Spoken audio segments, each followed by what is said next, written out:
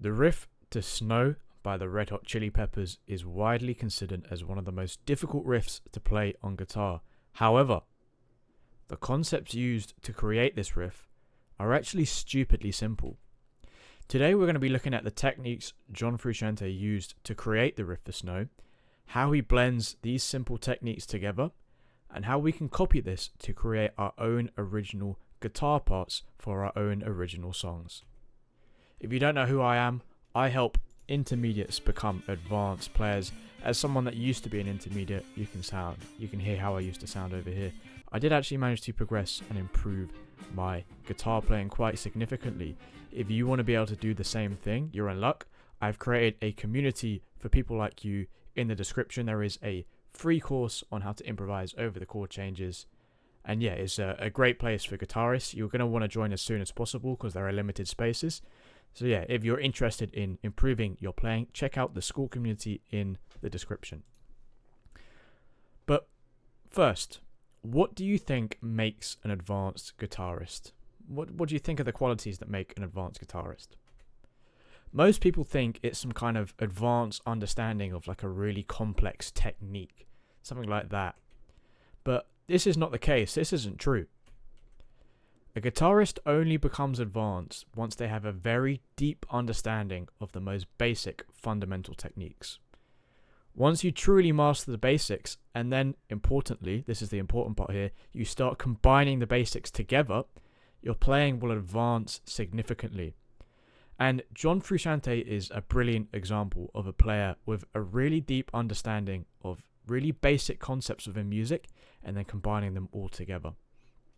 Today we're going to look at how he combines the two basic concepts that create an advanced sounding guitar part for the riff Snow. And these two basic concepts are triads and the major scale. Now, we all sort of understand that triads are important, but a lot of guitarists are stuck messing around with the pentatonic scales. We don't understand the power of the major scale yet. So we're going to talk about that today in this video. But first, let's look at how John is combining them to play the riff for Snow. So, first, we're just going to look at like the triads he's using to actually play the guitar part, and then we can go back to how he's adding in the major scale afterwards. So, first, the chords, they sound like this. We've got this second inversion 6 chord of the key. Then we have this root position 4 chord, this triad here. And then he plays a root position 1 chord. And then a first inversion 5 chord, which gives us like these chords for the first part of the riff. So we have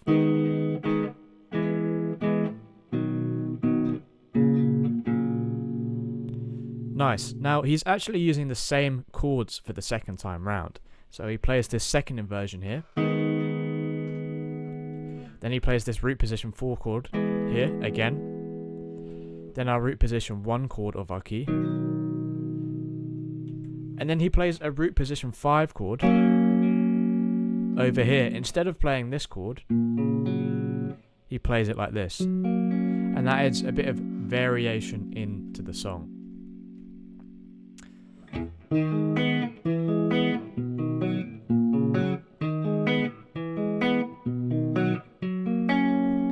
You can hear how it's nice to change that one chord from an inversion over here to a different inversion over here to just add a bit of variation into the progression.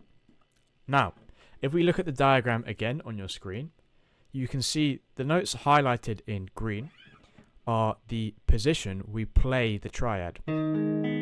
So you can see this is the 6th fret of the D string, of the A string, the D string, and the 4th fret of the G string. All the notes highlighted in red are the major scale notes that surround it. So we have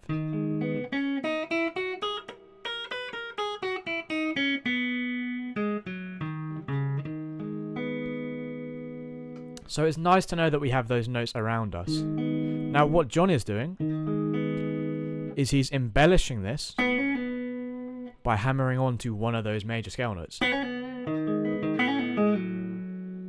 and then pulling off on one of them as well.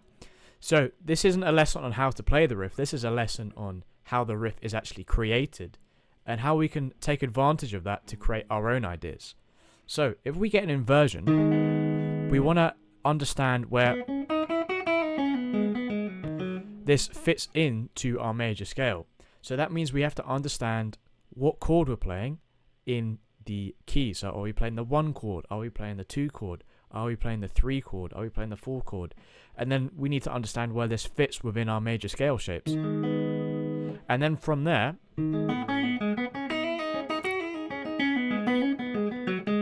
you have all these notes that you can mess around with. And then you get to create really cool riffs, like John Frusciante. So it's a really simple idea. You just take a triad and the surrounding major scale notes, and then you can embellish this triad with the major scale notes. And you can do that for each triad in your chord progression. So if we run through the riff again, we have this here, and then we embellish it.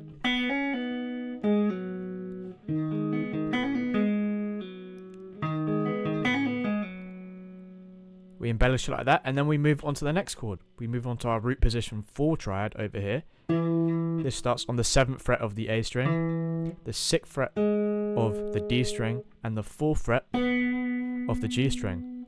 And we do the exact same thing. We embellish with the major scale notes that are around that triad shape.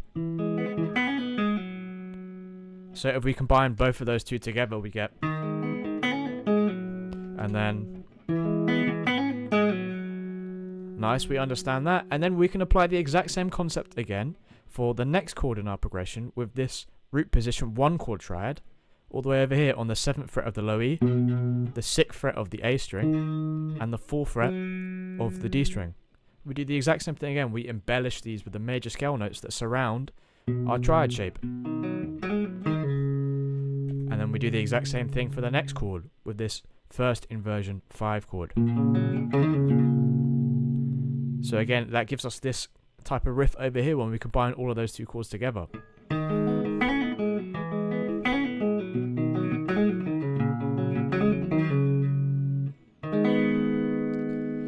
And then again, we can do the exact same thing by varying it up a bit by adding a different triad, and it's a different inversion for the final chord. So we play the exact same stuff again. And then the root position 4 chord, root position 1 chord, and then the root position 5 chord over here. So instead of playing this first inversion on the 6th fret and the 4th fret of the A and D string, we can play on the 9th fret of the A string, the 8th fret of the D string, and the 6th fret of the G string. And again, we can see that our the notes highlighted in red around this chord shape.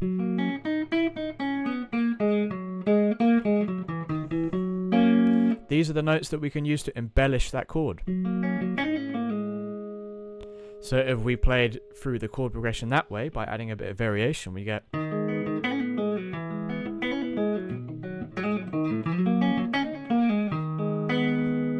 Nice.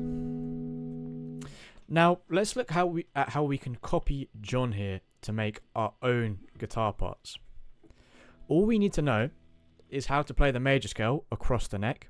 There are 7 positions, and where our inversions fit into those scale shapes. So let's try changing the chords to create a different idea. Let's make our own new unique riff now. So we're going to start off with the exact same chord that John uses in Snow. We're going to try this second inversion 6 chord, which is located over here around the 6th fret of the A string, 6th fret of the D string, and the 6th fret of the G string. And instead of going to the 4 chord, let's try go to the 2 chord, and we get a first inversion 2 chord right next to it. So on the 7th fret of the A string, and the 6th fret of the D string, and the 6th fret of the B string. So we get that there. Now let's try going to the 5 chord of our key, and we play this over here just like John did in Snow, where we go on the 9th fret of the D string, the 9th fret of the A string, 8th fret of the D string, and the 6th fret of the G string. And then let's go back to the 2 chord again, but we're going to add a bit of variation, right? And we're going to do a different triad. We're going to play this root position 2 chord on the low E string. So that'd be on the 9th fret of the low E, the 7th fret of the A string, and the 6th fret of the D string. So if I combined everything together, let's see what we can come up with.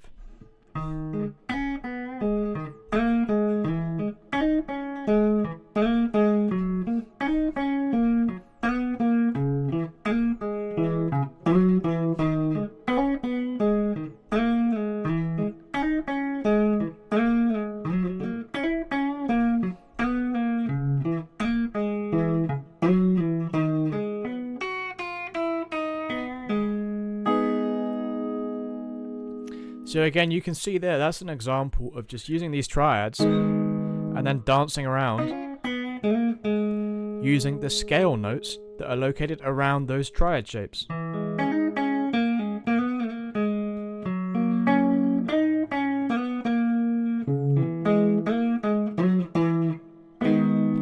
So this is how we can take these simple ideas, these simple concepts, the simple ideas of a triad and the simple idea of a major scale and playing it across the neck, combine them together to get a complex sounding guitar part on the instrument and a quite musical idea.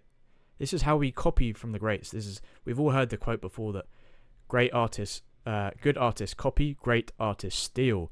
We want to steal the ideas behind the riff rather than the actual riff itself.